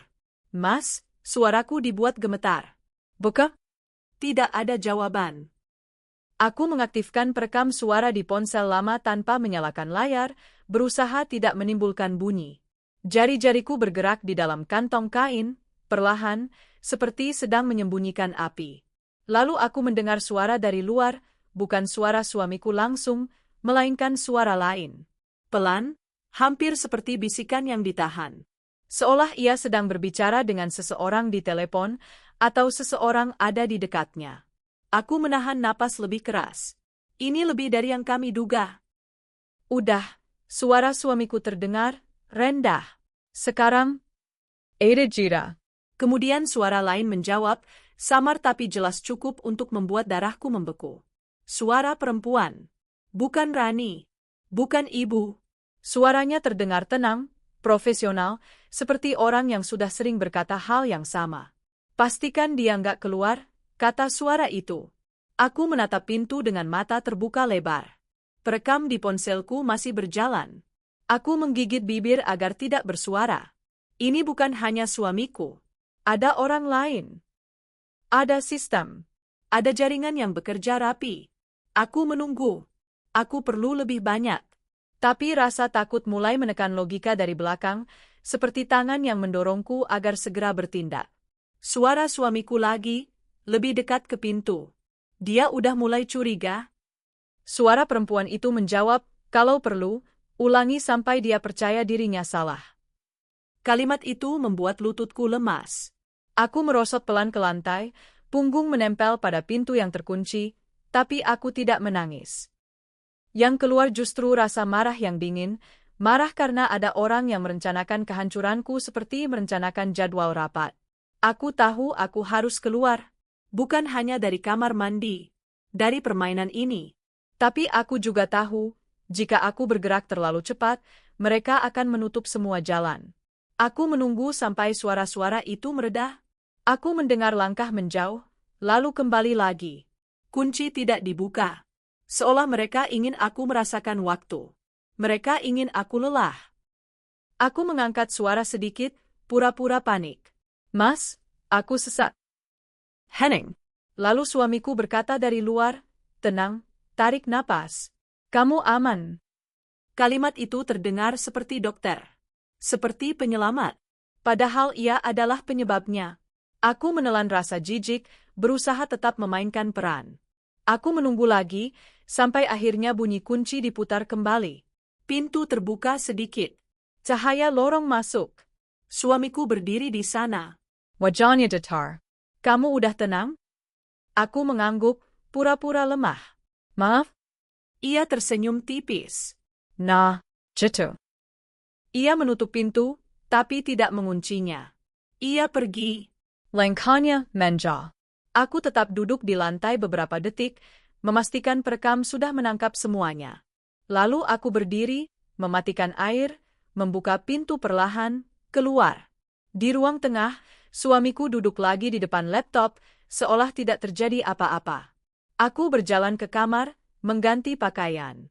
Tanganku gemetar saat memindahkan file rekaman ke folder tersembunyi di ponsel lama. Aku menuliskan waktu di kertas kecil. Catatan yang kini tidak lagi terasa konyol. Aku harus mengirim ini ke Rani secepatnya. Tapi tepat saat aku mengambil ponsel untuk mengirim, layar ponsel tiba-tiba berkedip. Ada notifikasi yang muncul dan hilang terlalu cepat untuk dibaca. Namun satu hal sempat tertangkap oleh mataku. Ikon pengiriman dibatalkan. Aku membeku. Jantungku menggantung dada. Aku mencoba lagi. Sinyal tiba-tiba hilang, padahal bar sinyal tadi penuh. Aku menatap ponsel, tangan dingin. Ini bukan kebetulan. Ini respons cepat. Artinya, mereka tahu aku merekam, atau setidaknya mereka curiga. Aku menyelipkan ponsel ke bawah bantal. Cepat. Aku memaksa napas kembali normal. Di luar kamar, langkah suamiku mendekat. Ia berhenti di depan pintu. Tidak mengetuk. Hanya berdiri. Kamu ngapain lama? Suaranya pelan. Aku menelan ludah, memaksa suara santai. Ganti baju. Ada jira. Lalu ia berkata, jangan bikin aku harus ngulang. Kalimat itu bukan ancaman yang keras. Justru itu yang membuatnya mengerikan. Ancaman yang sudah menjadi kebiasaan. Ancaman yang diucapkan seperti mengingatkan jadwal. Ia pergi lagi. Langkahnya menjauh. Aku duduk di tepi ranjang, tangan menggenggam selimut. Napasku pendek. Aku hampir saja membuat kesalahan fatal, mengirim bukti terlalu cepat di dalam rumah yang sudah mereka kuasai. Satu gerakan kecil, dan rencanaku bisa terbongkar sebelum sempat keluar. Aku menatap pintu kesalahan itu terasa dekat, menempel di kulit seperti keringat dingin. Dan sekarang aku tahu. Permainan ini bukan lagi tentang mengumpulkan bukti. Ini tentang keluar hidup-hidup. Segalanya kini dipertaruhkan. Pagi itu pintu rumah terbuka tanpa suara. Aku berdiri di ambangnya, tas kecil di bahu, napas pendek, dan untuk pertama kalinya aku tidak menoleh ke belakang. Aku tahu jika aku menoleh, aku mungkin tidak jadi pergi. Udara luar terasa berbeda, lebih dingin, lebih keras, lebih nyata. Jalanan masih sepi, hanya suara burung dan motor jauh. Aku melangkah cepat, tidak berlari, karena berlari berarti panik. Aku ingin setiap langkahku terlihat seperti keputusan, bukan pelarian. Aku menuju rumah ibu. Perjalanan terasa lebih panjang dari biasanya. Setiap lampu merah seperti ujian kesabaran. Setiap motor yang mendekat membuat jantungku melonjak. Aku menggenggam ponsel lama di saku, memastikan rekaman itu masih ada. Setiap detik, aku menunggu notifikasi yang mengatakan semuanya sudah terlambat. Tidak ada. Henning. Di rumah ibu, pintu dibuka tanpa banyak tanya. Ibuku menatap wajahku, lalu tas kecil di bahuku, lalu kembali ke wajahku. Ia tidak bertanya kenapa aku datang pagi-pagi tanpa kabar. Masuk, katanya singkat. Aku masuk dan duduk di kursi ruang tengah. Bau rumah ibu, kopi, kayu, dan sesuatu yang hangat membuat kakiku gemetar. Bukan karena takut, tapi karena tubuhku akhirnya berhenti menahan diri. Aku menunduk, memegang lutut, dan untuk pertama kalinya sejak semua ini dimulai, aku menangis tanpa berusaha menahannya. Ibu duduk di depanku, tidak memeluk, hanya menunggu. Ia tahu tangis yang terlalu cepat dihibur seringkali berhenti sebelum selesai. Apa yang terjadi? Tanyanya akhirnya. Aku mengangkat kepala. Kata-kata terasa berat, tapi aku tahu aku harus mengucapkannya sekarang, sebelum keberanian ini hilang. Aku menceritakan semuanya. Tidak rapi, tidak kronologis, tapi jujur. Pintu kamar mandi, kunci, suara, Kendali. Ronnie, recommend. Perempuan di balik suara itu. Ibu mendengarkan tanpa menyela. Wajahnya mengeras pelan, bukan karena marah, tapi karena keputusan. Ketika aku selesai, ruangan itu sunyi lama. Kamu nggak balik ke sana, katanya akhirnya. Bukan saran. Keputusan. Aku mengangguk. Dadaku terasa sesak, tapi juga ringan. Aku mau lapor. Ibu menatapku. Sekarang? Sekarang? Keputusan itu terasa seperti melompat ke air dingin. Menyakitkan, tapi menyadarkan. Kami tidak menunggu lama. Rani datang siang itu juga. Wajahnya tegang, tapi matanya fokus. Ia tidak bertanya apakah aku yakin. Ia hanya bertanya, rekamannya utuh. Aku mengangguk, menyerahkan ponsel. Rani memeriksanya cepat, lalu menatapku. Ini cukup. Kami pergi ke kantor polisi bersama. Gedung itu terasa asing, dingin, terlalu terang. Aku duduk di kursi plastik, memegang tas kecil, menunggu namaku dipanggil. Tenggenke Berkeringat. Bukan karena takut pada prosesnya, tapi karena aku tahu. Begitu aku bicara, hidupku tidak akan pernah kembali ke bentuk semula. Petugas mendengarkan. Aku bicara pelan, terputus-putus di beberapa bagian. Aku tidak berusaha dramatis. Aku hanya menceritakan apa yang terjadi. Ketika rekaman diputar, ruangan itu menjadi lebih sunyi dari sebelumnya. Suara suamiku terdengar jelas. Suara perempuan itu terdengar dingin. Profesional. Tidak emosional. Petugas saling pandang. Kami akan tindak lanjuti, kata salah satu dari mereka. Kalimat formal, tapi nadanya berubah. Lebih serius. Prosesnya berjalan cepat setelah itu. Terlalu cepat untuk sesuatu yang selama ini terasa tidak bergerak. Aku diminta menandatangani beberapa dokumen. Aku diminta menunggu. Aku diminta menjelaskan ulang. Setiap pengulangan terasa seperti mengelupas kulit lama. Sore hari, ponsel ibu berdering. Suara di seberang terdengar tegang. Suamiku sudah tahu. Ia datang ke rumah ibu sebelum matahari terbenam. Aku melihatnya dari balik jendela. Ia berdiri di luar, wajahnya datar, seperti biasa. Ia tidak berteriak, tidak menggedor. Ia hanya berdiri, menunggu. Menunggu aku keluar seperti biasa. Menunggu aku menjelaskan. Menunggu kendali kembali ke tangannya. Aku tidak keluar. Ibu yang membukakan pintu. Mereka berbicara di teras, suara rendah, tegang. Aku tidak mendengar semua kata, tapi aku melihat perubahan di wajah suamiku ketika ibu menyebut polisi. Untuk pertama kalinya, ada sesuatu yang retak di matanya. Ia masuk beberapa menit kemudian, diizinkan oleh ibu. Ia menatapku lama. Tatapan itu tidak lagi penuh kendali. Ada marah. Ada takut. Ada kehilangan. Kamu berlebihan, katanya pelan. Aku berdiri, menjaga jarak. Tidak. Kamu salah paham, lanjutnya. Itu cuma cara aku menenangkan kamu. Aku tertawa pendek, pahit. Dengan mengunci aku. Ia menghela napas. Kamu nggak stabil? Kata itu dulu mungkin akan membuatku ragu. Sekarang, kata itu hanya terdengar seperti skrip yang diulang terlalu sering. Aku stabil cukup untuk pergi ke polisi, jawabku. Ia menegang. Kamu hancurin hidup kita. Aku menatapnya. Kamu sudah menghancurkannya duluan.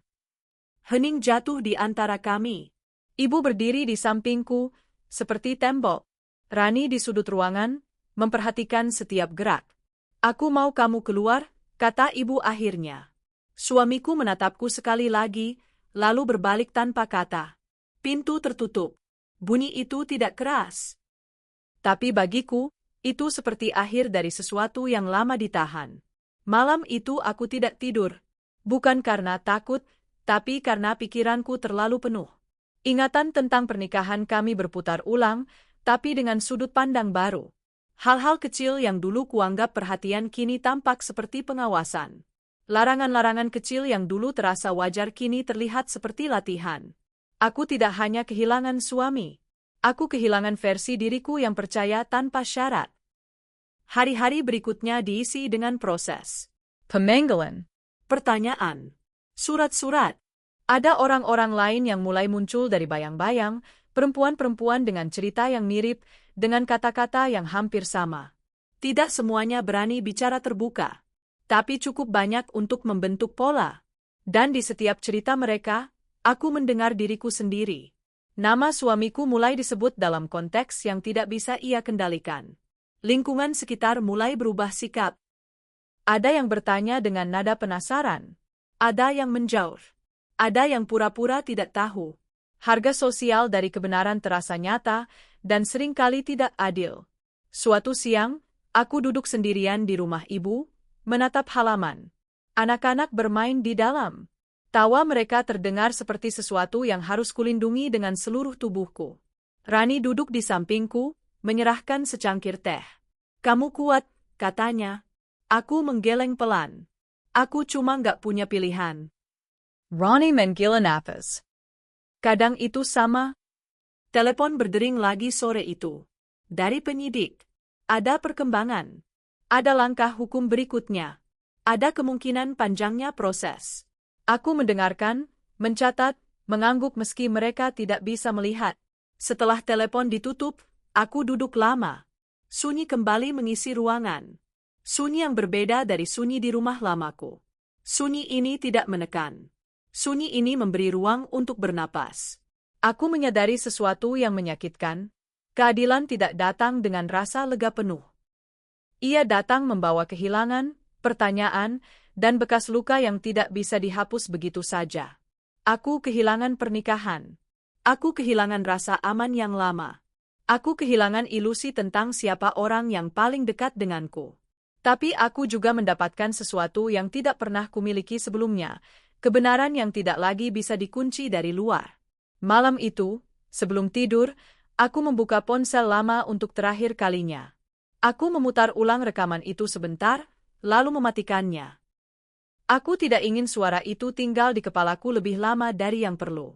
Aku memejamkan mata, mendengarkan napasku sendiri. Helen, tidak tergesa.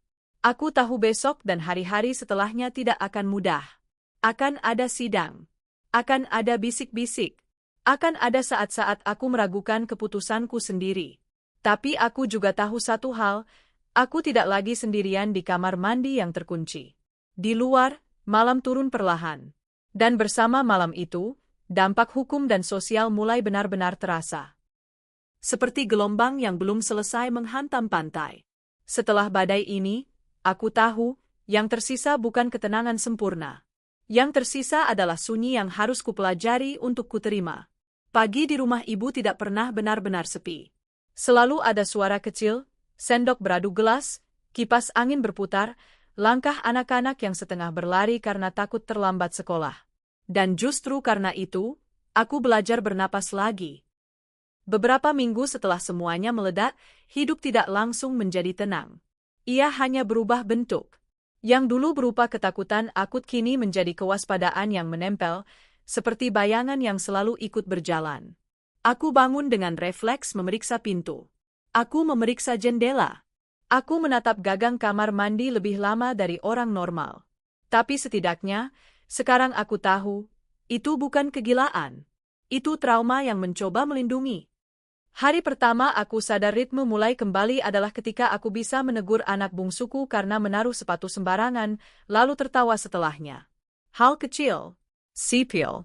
Tapi dulu, selama berminggu-minggu, hal kecil tidak punya tempat di kepalaku. Semuanya ditelan oleh ancaman. Sekarang, ruang untuk hal kecil itu mulai terbuka lagi. Aku mulai mengatur hari-hari dengan aturan baru, aturan yang tidak dibuat untuk mengurung, tapi untuk menjaga. Ponsel kediganti. Akan kedibersikan. Kata sandi diganti berkali-kali. Aku memasang pengaman berlapis, bukan karena aku ingin hidup dalam paranoia, tapi karena aku ingin tidur tanpa membayangkan ada yang mendengar napasku dari balik pintu. Laptopku tutup kameranya dengan stiker tipis. Aku tidak lagi merasa itu berlebihan. Aku menganggapnya seperti mengunci pintu malam hari, kebiasaan yang sehat. Rani masih sering datang. Ia tidak datang membawa drama. Ia datang membawa informasi, membawa daftar langkah, membawa nada tenang yang membuatku tidak merasa sendirian. Ada kalanya ia hanya duduk dan minum teh, menatap halaman bersama ibu, seolah kami sedang menjalani hari biasa. Tapi aku tahu, di balik ketenangan itu, ia sedang mengurus hal-hal yang tidak ingin kutanggung sendiri, dokumen, jadwal, komunikasi. Proses hukum berjalan lambat, seperti tanah yang bergerak setelah gempa. Ada hari di mana aku merasa semuanya maju, ada hari di mana aku merasa tidak ada yang berubah. Kadang aku mendengar kabar kecil, pemanggilan, pemeriksaan, laporan tambahan, dan itu cukup untuk membuat jantungku kembali berdebar. Kadang aku mendengar nama suamiku disebut di mulut orang lain, dan itu terasa seperti ada yang menggesek luka yang baru mengering. Aku tidak pernah benar-benar siap untuk perubahan sosial yang datang. Tetangga yang dulu ramah tiba-tiba berbicara dengan nada hati-hati. Ada yang mengirim pesan, menanyakan kabar dengan basa-basi yang berujung pada rasa ingin tahu. Ada yang memilih diam. Ada juga yang berani berkata, aku juga pernah ngerasa aneh sama dia, lalu menutup telepon seolah takut suaranya didengar. Aku belajar satu hal, kebenaran tidak selalu membuat orang dekat. Kadang kebenaran membuat orang menjauh karena mereka takut bayangan itu menyentuh mereka juga. Aku tidak membenci mereka. Aku hanya mencatatnya sebagai bagian dari harga. Anak-anak adalah bagian yang paling sulit. Bukan karena mereka mempersulit, tapi karena mereka tetap menjadi anak-anak di tengah dunia yang berubah. Mereka masih ingin sarapan yang sama. Masih ingin cerita sebelum tidur. Masih ingin menanyakan hal-hal yang tidak bisa dijawab dengan kalimat dewasa. Bu, ayah marah sama kita? Tanya anak sulung suatu malam. Aku menatapnya, lampu kamar redup, boneka-boneka tersusun di rak.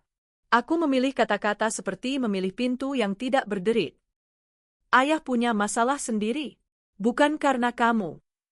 Dia balik lagi, tanya anak bungsu. Aku mengelus kepalanya. Kita lihat nanti. Yang penting kita aman. Kalimat, kita aman, selalu terasa seperti mantra yang harus diulang sampai tubuh percaya. Di awal, tubuhku tidak percaya. Tubuhku masih bereaksi setiap kali pintu tertutup sedikit keras. Setiap kali ada bunyi kunci. Setiap kali suara langkah di lorong. Aku pernah mengalami satu malam yang buruk. Hujan deras, petir, listrik sempat padam sebentar. Ketika lampu mati, aku otomatis berdiri, menahan napas, meraba ponsel, mencari senter. Jantungku berlari seperti dulu. Dalam gelap, aku membayangkan pintu kamar mandi, bayangan suamiku di baliknya, suara perempuan itu. Pastikan dia nggak keluar. Aku berdiri di tengah ruang tamu rumah ibu, napasku cepat, dan aku sadar, rasa takut itu masih ada. Ia tidak hilang hanya karena aku pindah tempat. Ia tinggal di dalam, di bagian yang paling dalam. Ibu menyalakan lilin. Cahaya kecil menyala, membuat wajahnya terlihat tua dan tegas. Ia menatapku, tidak bertanya, hanya berkata, "Duduk." Aku duduk. Lilin menyala stable. Ibu menuangkan air hangat ke gelas, memberikannya padaku. "Tarik napas," katanya. Aku menuruti. "Pelan. 1, 2, 3. Aku minum. Hangit turuan, menghangitkan tenggorokan. Perlahan, tubuhku kembali. Malam itu aku belajar, penyembuhan bukan berarti ketakutan hilang. Penyembuhan berarti aku bisa memegang ketakutan itu tanpa jatuh. Hari demi hari, aku mulai mencari identitas baru yang tidak lagi bergantung pada peran istri. Aku kembali membuka buku-buku lama. Aku menulis catatan kecil tentang hal-hal yang ingin kulakukan. Aku mencari pekerjaan sampingan dari rumah, sesuatu yang bisa memberiku kemandirian tanpa membuatku terikat pada ketakutan. Aku menyusun dokumen penting dalam satu map, rapi, siap kapanpun dibutuhkan. Rani pernah berkata, "Batas itu bukan tembok. Batas itu pintu yang kamu pegang kuncinya." Aku menyimpan kalimat itu di kepala. Aku mulai membuat batas-batas kecil dalam hidupku. Aku tidak menjawab pertanyaan yang tidak perlu. Aku tidak memaksakan diri bertemu orang yang membuatku tidak nyaman. Aku belajar berkata tidak tanpa menjelaskan panjang. Hal-hal yang dulu terasa kasar, kini terasa seperti napas. Ada satu hari ketika aku harus kembali ke rumah lama untuk mengambil sisa barang anak-anak, ditemani petugas dan Rani. Aku sempat ragu, sempat merasa kaki tidak mau melangkah. Tapi aku pergi, karena aku tidak ingin rumah itu tetap punya kuasa atas diriku. Pintu rumah itu terbuka dengan bunyi yang sama seperti dulu. Bau yang sama. Udara yang sama. Tapi aku berbeda. Aku masuk, menatap ruang tamu, sofa, meja, jam dinding. Semuanya masih rapi, seolah menunggu adegan lama diputar ulang. Namun kali ini, aku tidak merasa terjebak. Aku merasa seperti orang yang kembali ke lokasi kejadian untuk memastikan dirinya masih hidup. Di kamar mandi, aku berdiri sebentar. Pintu itu ada di depan mataku. Aku menatap gagangnya, mengingat bunyi kunci diputar dari luar. Aku mengulurkan tangan, menyentuh gagang itu. Jari-jariku tidak gemetar seperti dulu. Aku tidak membuka pintu itu lama-lama. Aku hanya berdiri, menarik napas, lalu melepaskan. Itu saja. Bukan kemenangan besar, tapi cukup untuk membuatku mengerti, aku tidak lagi dikunci oleh ingatan itu sepenuhnya. Aku keluar membawa barang-barang anak, meninggalkan rumah itu tanpa menoleh terlalu lama. Di halaman, matahari siang terasa hangat. Aku menatap langit sebentar, lalu masuk mobil. Dalam perjalanan pulang, Rani bertanya pelan, "Gimana?" Aku menatap jalan. "Masih sakit," jawabku jujur. "Tapi aku nggak takut seperti dulu." Rani mengangguk, seolah itu sudah lebih dari cukup. Beberapa hari kemudian, kabar datang, prosesnya akan panjang. Ada kemungkinan bantahan. Ada kemungkinan permainan hukum. Ada kemungkinan reputasi akan diserang. Ada kemungkinan aku akan dibuat terlihat tidak stabil, seperti yang selalu ia coba tanamkan. Aku mendengarkan semua itu, lalu mematikan ponsel. Aku menatap cermin di kamar tamu rumah ibu, melihat wajahku sendiri. Ada lela di mataku. Ada garis baru di dahi. Tapi ada juga sesuatu yang tidak pernah ada sebelumnya. Ketegasan yang lahir dari pengalaman. Aku tidak bisa mengontrol semua konsekuensi. Tapi aku bisa mengontrol satu hal, aku tidak akan kembali ke tempat di mana suaraku dikunci. Malam terakhir sebelum anak-anak libur sekolah, kami makan malam bersama. Ibu memasak sayur favorit anak. Mereka tertawa, bercerita, saling menyela. Aku mendengarkan, sesekali tertawa. Ada momen singkat ketika aku lupa semua ini, dan itu bukan karena aku menyangkal, tapi karena aku hidup. Setelah anak tidur, aku duduk sendirian di teras. Udara malam lembab. Suara jangkrik pelan. Lampu jalan jauh membuat bayangan pohon bergerak lembut di pagar. Aku memegang cangkir teh, merasakan hangatnya merambat ke telapak tangan. Aku mengingat semua hal yang terjadi, pintu terkunci, suara di balik kayu, kata-kata yang meragukan kewarasanku, ketenangan palsu yang selama ini kupuja. Aku mengingat momen ketika aku memutuskan pergi, momen ketika aku bicara di kantor polisi, momen ketika aku melihat suamiku berdiri di luar rumah ibu dengan wajah yang akhirnya kehilangan kendali. Aku tidak merasa puas. Aku tidak merasa menang. Aku merasa selesai dengan satu tahap. Ada bekas luka yang akan selalu ada. Tapi bekas luka bukan kutukan. Bekas luka adalah bukti bahwa kulit pernah robek dan tetap menutup kembali. Tidak sempurna, tapi cukup untuk melindungi. Di dalam rumah, ibu mematikan lampu ruang tengah. Suara klik pelan terdengar, lalu hening. Hening yang tidak menekan. Hening yang tidak mengandung ancaman. Hening yang hanya hening. Aku menghembuskan napas panjang, pelan, membiarkan tubuhku tenggelam dalam keheningan itu tanpa rasa takut. Dan di tengah malam yang tenang itu, aku akhirnya mengerti, kekuatan tidak selalu berupa keberanian yang keras. Kadang kekuatan adalah kemampuan untuk tetap hidup. Dengan batas, dengan ingatan, dengan kewaspadaan baru, tanpa membiarkan masa lalu mengunci pintu dari luar lagi.